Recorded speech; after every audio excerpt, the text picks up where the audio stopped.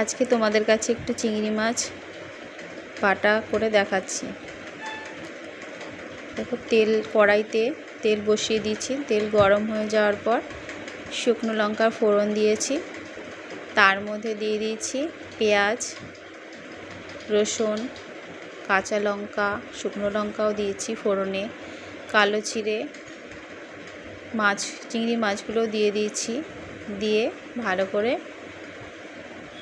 ভাজা ভাজা করে নিতে হবে। তার মধ্যে দিয়ে দিলাম নুন, হলুদ। যারা শুকনো লঙ্কার গুঁড়ো খেতে পছন্দ করো তারাও দিতে পারো। সঙ্গে কালো জিরে দিয়ে ভালো করে ভেজে নিতে হবে। যখন ভালো করে ভেজে নিতে হবে। তারপর যখন ব্রাউন কালার হয়ে আসবে, ভাজতে ভাজতে এই যে ব্রাউন কালার হয়ে এসেছে আমার ভাজাটা, পেঁয়াজ রসুনের ভাজাটা, তখন আমরা নামিয়ে ঠান্ডা করে বেটে নেব। দেখো, আমি এখন বেটে নেব। বেটে নেওয়া হয়ে গেছে আমার। এই যে তেল, আবার কড়াইতে তেল বসিয়ে দেবো। এই যে আমার বাটাটা হয়ে গেছে। সেই বাটাটা তেলের মধ্যে দিয়ে দিতে হবে। এরকম করে ভেজে ফ্রাই করে নিতে হবে।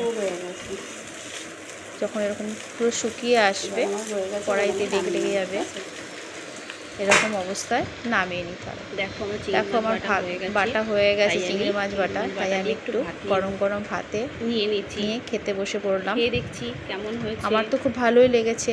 তোমরাও দেখো কেমন লাগে। তোমরাও করে খেয়ে আমাকে জানিও আমার তো খুব ভালোই লেগেছে, কেমন হয়েছে। করে সবাই ভালো থেকো। অনেক অনেক ভালোবাসা রইল।